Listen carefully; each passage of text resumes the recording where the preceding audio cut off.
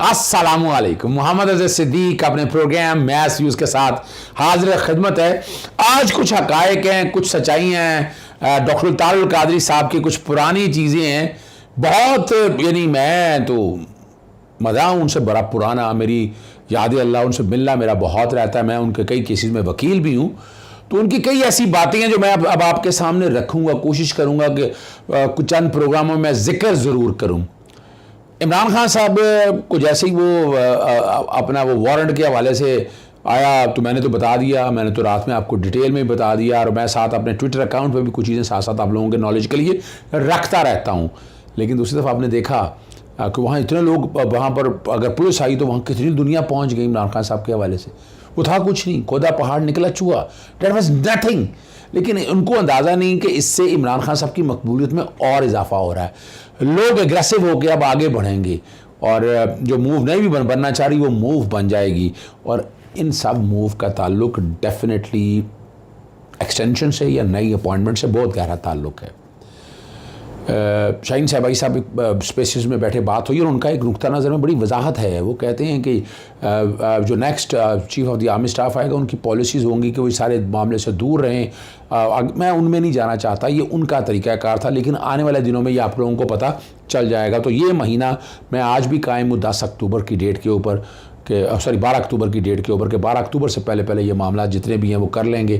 तो अगर इमरान खान साहब धरने के लिए निकल गए, लॉन्ग मार्च के अलावा स्टेज सेटन आ गया, शहर बंद करने की बात आ गई, तो उससे फिर आप इलेक्शन की तरफ जाने के चांसेस नज़र आते हैं। आर्टिकल 58 पहले का भी मैं चला रहा हूँ। मैं सोशल मीडिया से कहूँगा कि जब 18वीं तरमीम से पहले जो था कि सदर को इख्तियार था असेंबली डिज़ोल्व करने का, मोहतरमा बेनज़ीर भुट्टो की असेंबली, नवाज शरीफ की असेंबली, नवाज शरीफ की असेंबली अदालतों ने बहाल कर दी, लेकिन मोहतरमा की असेंबली बहाल ना हुई। नवाज शरीफ ने बाद में फिर असेंबलियाँ ख़ुद तोड़ दी थी। तो ऐसे ही हालात यहाँ कोई चांस बनते हैं तो ये असेंबलियाँ वो तोड़ सकते हैं, और तोड़ने का इख्तियार मौजूद है। 58(2)B मैं आज भी चला रहा हूँ आपके अलावा। एक तरीक़ाकार तो है कि असेंबलियाँ नहीं टूटती हैं, वह आप वज़ीर आज़म को घर भेजते हैं, नो कॉन्फिडेंस है, जैसे इमरान खान साहब को भेजा है, वोट ऑफ नो कॉन्फिडेंस है और सादा अक्सरियत है। पूरा प्रोसीजर आइन ने फ़राहम किया है। आइन पाकिस्तान 1973 ने, ये मेरे हाथ में आ गया है, आइन पाकिस्तान 1973 की छोटी सी किताब रखी हुई है।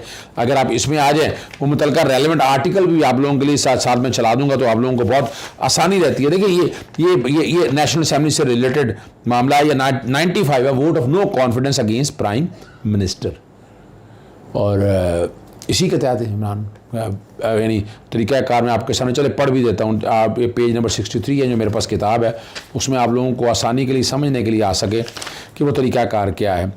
रेजोल्यूशन ऑफ द वोट 20% ने ये पेश करनी होती है। नेशनल असेंबली की जितनी टोटल मेंबरशिप है उसका रेजोल्यूशन पेश करनी होती है।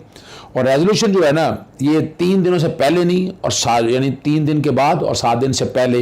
इमरान खान साहब की मैंने वो अपना ट्वीट बैकग्राउंड पे फिर चला देता हूँ, जो मैंने 27 मार्च को किया था। 28 मार्च को टेबल हुई थी, तो 3 अप्रैल आखिरी थी। तो ये 7 दिन के अंदर अंदर ये सारा प्रोसेस मुकम्मल होना है। अब इसी तरह अगर आप सूबाई असम्बलियों की तरफ आ जाएँ, वो भी जिक्र कर दें, चूँकि मरीम नवाज़ जो है वज़ीर आला पंजाब की उम्मीदवार हैं, और सूबाई असम्बली में वो इलेक्शन लड़ेंगी, इस्तीफ़ा दिलवाएंगी। लेकिन सूबाई असम्बली में सीट लेना बड़ा मुश्किल हो जाएगा पंजाब, क्योंकि पंजाब में मेजॉरिटी उनकी नहीं है। तो हो सकता है कि 2-3 को, यानी एक कुछ सीटों का ये दाव पे लगाएं, हो सकता है 2-3 सीटों पे इस्तीफ़ा दिलवाएं, ताकि एट ए टाइम जो है वो मेंबर सूबाई असम्बली को हो सकें, और उसके बाद उनको बाकायदा जो है अपना जो वज़ीर आला की सीट के लिए वो इलेक्शन की तरफ आएंगे। यहाँ भी गवर्नर ने असेंबलियाँ डिज़ोल्व करनी है, चीफ मिनिस्टर ने कहना है, ठीक है। और अगर गवर्नर नहीं भी अमल करता तो 48 घंटे के अंदर अंदर असेंबलियाँ जो है ना वो डिज़ोल्व। आज भी वज़ीर आला को इसी तरह 58 जो मैंने आर्टिकल आपके सामने पढ़ा है, उसमें भी वो भी बैकग्राउंड पे चल रहा होगा, उसमें भी बड़ी वाज़ेह तौर पर है 48 घंटे के अंदर एडवाइस देते हैं। आप नहीं डिज़ोल्व करता तो ऑटोमेटिकली 48 घंटे के अंदर असेंबलियाँ जो है वो डिज़ोल्व कर देंगी, ठीक है ना जी। और गवर्नर को जो है ना अपना वोट ऑफ नो कॉन्फिडेंस के हवाले से अगर इसी में और 58 2B میں میں نے پہلے بھی آپ سے ذکر کیا تھا, وہ آپ لوگوں کے لیے میں پھر دوبارہ رکھ دیتا ہوں. 58 2B یہ ذرا سمجھنے کے لیے ضروری چیزیں ہیں, کچھ آئینی چیزیں ہیں نا, پتہ ہونی چاہیے. اگر ہو سکا تو میں ٹیم کو کہوں گا کہ اردو میں بھی آپ لوگوں کے لیے سامنے لگا دے. اب دیکھا جی, اس کے علاوہ nothing and contained the president may dissolve the national assembly in his discretion where a vote of no confidence having been passed against prime minister no other member of the national assembly command the confidence of the majority. نو عدم اعتماد آ گئی, اگلے کے کسی کے پاس majority نہیں ہے تو پھر کیا ہوگا, صدر اسمبلیاں ڈیزالو کر دے گا. اسی طرح وزیر اعلیٰ بھی آرٹیکل 112 کے تحت جو ہے نا وہ اسمبلیاں جو ہیں وہ ڈیزالو کر سکتا ہے. اب یہاں ایک اور جو چیز ہے سب سے جو بات چل رہی ہے کہ اسمبلی کا جو میعاد ہے نا وہ آرٹیکل 54 میں آ جائیں, غالباً 54 ہی ہے جی, ڈیوریشن آف 52 ہے جی. میں پھر پڑھ دیتا ہوں آپ کے سامنے جی. یہ ہے جی آرٹیکل 52 ہے جو جہاں بڑی واضح طور پر ہے, the national assembly unless sooner dissolve continue for a term of 5 year, 5 سال تک کے لیے چلے گی. کس دن سے؟ جس دن پہلی میٹنگ ہوگی اور اسی دن پھر یہ ڈیزالو ہو جائے گی 5 سال بعد. صوبائی اسمبلی میں آرٹیکل 107 بیک گراؤنڈ پہ چل رہا ہوگا, اس میں بھی طریقہ کار یہی دیا ہوا ہے کہ کیسی اسمبلیاں جو ہے نا وہ ڈیزالو کرنی ہے. اب پنجاب کے اندر کیا ہو رہا ہے؟ پنجاب کے اندر ہو رہا ہے کہ صدر جو ہے, گورنر جو ہے نا وہ اعتماد کا ووٹ لینے کے لیے کہیں گے, جیسے وہ اپنا اطاعت کہتے ہیں. وہ اسمبلی کا اجلاس ختم ہو, اسمبلی کا جو اجلاس یہ چل رہا ہے اس دوران تو نہیں آ سکتی اعتماد کا ووٹ لینے کے لیے. اعتماد کا ووٹ لینے کے لیے کہتے ہیں تو اگر کچھ استعفے دے جاتے ہیں, یعنی یہاں جو کوئی بھی اگر ووٹ ڈالے گا پاکستان تحریک انصاف سے کی طرف سے اعتماد کا ووٹ ڈالنے تو لوگ نہیں پہنچیں گے تو وہ ڈسکوالیفائی ہو سکتے ہیں. ان کا طریقہ کار وہ باقاعدہ فراہم کیا آرٹیکل 63 کے اندر, وہ طریقہ کار لگے گا. لیکن کیا یہاں پنجاب اسمبلی کا اجلاس ختم ہوگا تو پھر آئیں گے؟ جی بالکل ہو سکتا ہے. اس سے پہلے مریم کو پہلے اپنا وزیر اعلیٰ بنائیں گے اور اس کے بعد آئیں گے. اب یہاں دھرنے کے لیے نکلنا ہے فوراً. اب عمران خان صاحب فیصلہ کرتے ہیں یا نہیں کرتے یہ آنے والے دن میں آپ کو پتہ چل جائے گا. اسمبلی پنجاب میں آپ کے پاس حکومت ہو پھر دھرنے کے لیے نکلیں, پھر تو آپ کو نتائج مل سکتے ہیں. اگر آپ کے ہاتھ سے حکومت چن گئی تو پھر 25 مئی جیسے واقع ہو جائیں گے. اب یہاں بہت سے دوستوں نے پھر ذکر کیا, کاشف عباسی نے بہت زبردست پروگرام کیا لندن کے فلیٹس کے اوپر, پارک لین کے اوپر, اور وہ کئی گفتگو ہیں. کاشف عباسی نے جو باتیں کی ذرا پہلے وہ ذرا سن لیجئے گا, آپ کے لیے بہت آسانی ہے. پھر اس کے بعد مریم نواز نے جو باتیں کی ہیں وہ بعد میں بات کروں, پہلے وہ ذرا سن لیجئے گا جس میں سلمان, شہباز, حسن اور حسین نواز کے حوالے سے اگر نہیں ہے تو وہ علیحدہ دیکھیں گے. دیکھیے گا. بزنس نہیں ہے, ذرا سنیے گا اس کو. میں یہاں پہ چیلنج کرتا ہوں کہ اگر میرے نام پہ پاکستان سے باہر کوئی بزنس اور کوئی ایسٹ ہو, میرا جتنا پاکستان میں بزنس ہے خان صاحب لے لیں. سو ابھی ایک بینک ان کے 2 ٹرانزیکشنز کے اوپر ان پہ سوال اٹھے ہیں. سو اگر باہر بزنس نہیں, ایک سیکنڈ سن لیں, میرا کیس سن لیں. ظاہرہ یہ جو پیسے باہر جتنے بھی پیسے ہیں اس کا بھی حساب تو آپ اگر دے دیں کسی وقت تو اچھا ہوگا کہ یہ پیسے پاکستان سے باہر فلانی ٹرانزیکشن کے ذریعے گئے, کیونکہ ان کا یہ کہنا ہے کہ میرا باہر نہیں ہے. جب اس ٹی ٹی کیس کے بارے میں ان سے سوال پوچھا, شاہ زیب کے پاس وہ گئے تھے ایک دفعہ, ذرا اس کا سن لیجیے انہوں نے کیا جواب دیا.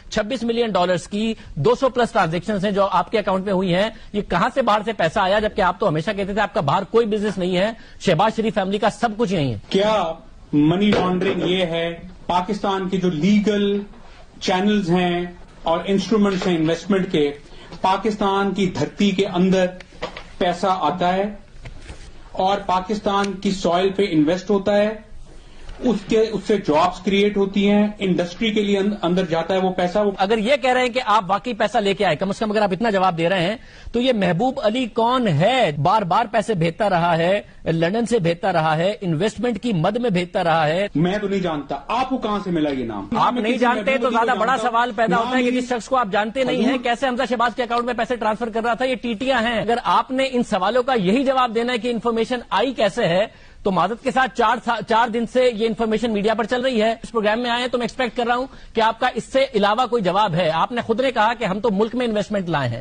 اگر آپ ملک میں انویسٹمنٹ لائے ہیں تو یہ کون ہے محبوب علی جو حمزہ شہباز کے اکاؤنٹ میں کر رہا تھا, پھر دسمبر 2007 میں آپ کی والدہ کے اکاؤنٹ میں بھی $1,90,000 کی ٹرانزیکشن کر رہا تھا. یہ کون ہے؟ یہ جو نام آ رہے ہیں نہ مجھ سے شیئر کیا گیا, نہ میری جو ڈیکلیریشن ہے وہ FPR کے پاس ہے, تو وہ ہم سے پوچھے نا یہ سوال, یا جو بھی وہ انفارمیشن ہم سے شیئر کرنا چاہتے ہیں وہ کریں.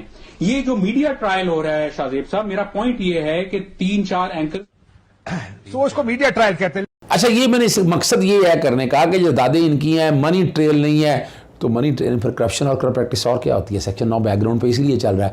مریم نواز اس بارے میں میری سینٹرل لندن کے پاکستان میں کیا جائیداد ہوتی ہے، نواز شریف کیا کہتے تھے کہ جناب یہ ہیں وہ ذرائع، ذرا وہ سن لیجئے گا.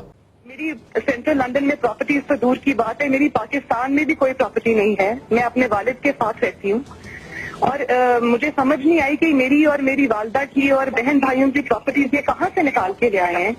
یہ اگر اس بات کو پروف کرتے ہیں تو میں آپ جو بھی میں ماننے کو تیار ہوں کہ ٹھیک ہے کہ یہ جو بالکل کہہ رہے ہیں صحیح کہہ رہے ہیں، لیکن ان کی مجھے جناب اسپیکر، دبئی اور جدہ کی فیکٹریوں کے حوالے سے تمام ریکارڈ اور دستاویز موجود ہیں. حضور، یہ ہیں وہ ذرائع اور وسائل جن سے لندن کے فلیٹس خریدے گئے. آپ نے یہ بھی سن لیا.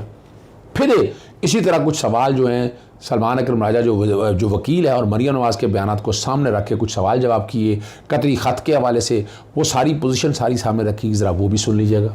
عدالت میں کیس کی سماعت مکمل ہونے کے بعد سلمان راجہ مریم نواز کے بیانات پر یہ فرماتے ہیں. دیکھیں، جہاں تک مریم نواز صاحبہ کے انٹرویو کا تعلق ہے، ان کے وکیل شاہد حامد صاحب نے تفصیل سے عدالت کو بتایا، کچھ میں نے بھی بتایا کہ اس میں یقیناً اس انٹرویو کی رو میں کچھ باتیں ایسی ہوئی ہیں جو خلاف ریکارڈ ہیں.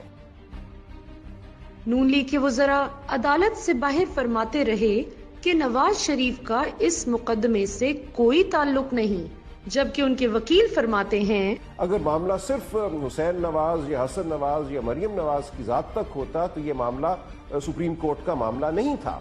بارے ثبوت کے بارے میں بھی سلمان راجہ کا موقف ملاحظہ ہو. علی محمد صاحب نے ٹھیک کہا کہ جہاں معاملہ کرپشن کا ہو، یہ الزام ہو کہ آپ کے اثاثے جو ہیں آپ کی بتائی ہوئی آمدن سے زیادہ ہیں، تو برڈن آف پروف ڈال دیا جاتا ہے اس شخص پہ، خاص طور پہ اگر وہ کسی سیاسی یا ریاستی عہدے پہ فائز رہا ہے. قانون یہی ہے، نیب کا سیکشن 9A5 یہ کہتا ہے کہ جہاں کسی کے پاس اثاثے ہوں اس کی آمدن سے زیادہ، تو اس کو ثابت کرنا ہے کہ وہ اثاثے کہاں سے آئے.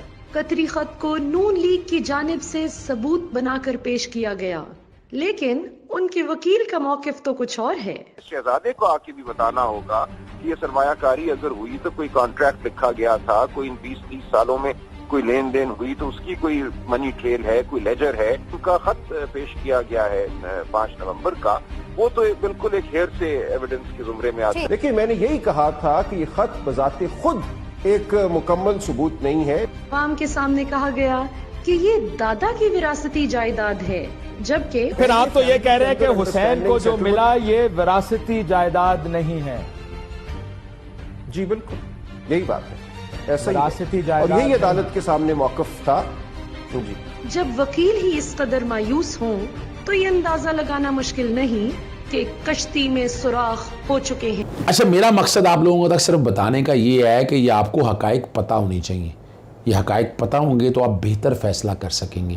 آپ لوگوں کو ایک ایک چیز کا اندازہ ہو سکے گا کہ کیا ہو رہا ہے یا حالات اور واقعات کیا ہیں. اور ڈاکٹر طاہر القادری نے 2016 میں نواز شریف خاندان یا شریف خاندان کے بارے میں اور ان کی انڈین سے مراسم کے حوالے سے جو باتیں کی ہیں شوگر ملوں کے کانٹیکس میں، اور جو ابھی آپ نے پچھلے دنوں سنا تھا مریم صفدر کے حوالے سے وزیر اعظم شہباز شریف کے ساتھ، اس سے آپ کو لنک، آپ کو اندازہ ہو جائے گا. سنیے گا ڈاکٹر طاہر القادری اس وقت ڈاکٹر القادری بڑی وزڈم کی باتیں کی، ذرا سنیے گا. نواز شریف اور شہباز شریف صاحبان کی شوگر ملوں میں 300 سے زیادہ انڈین بیٹھے ہیں. آپ ایک کلبھوشن کی بات کرتے ہیں، سنیے، میں اب بتاتا ہوں. سنیل کمار، رامیش راجہ گوپال، یہ انہوں نے وہ بتا رہے تھے کہ کون کون اس میں ہے، لیکن انہوں نے یہ بھی بتایا، قادری صاحب نے جو الزام لگایا کہ ان کو لایا کس طرح جاتا ہے اور کس طرح ان کی آؤبھگت کی جاتی ہے ان انڈینز کی، اور ان سے کوئی بھی کاغذ کبھی نہیں پوچھا گیا. جی پروڈیوسر صاحب، ان کو ویزے دلواتے، واگا بارڈر آتے، شہباز شریف صاحب کی پروٹوکول کی گاڑیاں وزیر اعلیٰ کی انہیں ریسیو کرتی ہے، ماڈل ٹاؤن ان کے گیسٹ ہاؤس میں پہنچائے جاتے، ان کا سامان کھولنے کی اجازت نہیں، ان کے ڈاکومنٹ چیک کرنے کی اجازت نہیں، خفیہ آتے. اور جو سب سے بڑا الزام جو انڈین نیوی کا آفیسر بلوچستان میں پکڑا گیا کلبھوشن یادو، اس کے حوالے سے، اس کے رمضان شوگر مل سے تعلق کے حوالے سے جو شریف خاندان کی ملکیت ہے، کیا کہا جناب طاہر القادری صاحب نے؟ کلبھوشن یادو نام تو سنا ہے نا، اس کی ٹیلی فون کالز کا ریکارڈ بھی رمضان شوگر مل، شہباز شریف صاحب کی شوگر مل سے ملا تھا. اب بولیے. یہ الزامات ہیں صابر شریف خاندان پر. میمو گیٹ اسکینڈل اس سے بہت چھوٹا تھا، جو سب سے گفتگو کریں گے ان سے بھی پوچھیں گے، لیکن یہ جو الزامات ہیں یہ سچے ہیں یا جھوٹے ہیں یہ ایک الگ کہانی ہے، لیکن الزامات بہت سنگین نوعیت کے ہیں. تو میرا خیال ہے کہ یہ اب ذمہ داری بنتی ہے چیف جسٹس آف پاکستان کی، آرمی چیف کی، D G I S I کی، ڈی جی آئی بی کی، جو کہ ہمارے سلامتی قومی سلامتی کے ادارے ہیں، کہ وہ ان معاملات کی تحقیقات عرفان قادر صاحب سے پوچھے کہ اگر یہ الزامات درست ہیں تو جو بھی ذمہ دار ہے اس کو پکڑیں، اگر غلط ہے تو پھر ڈاکٹر طاہر القادری صاحب کو پکڑیں. جی آپ نے وہ بھی باتیں سن لی ہیں، آپ کو اندازہ ہو گیا، فیصلہ آپ نے کرنا، میرا کام ہے حقائق آپ تک رکھنا. اجازت چاہتا ہوں. السلام علیکم، اللہ حافظ. پاکستان زندہ باد.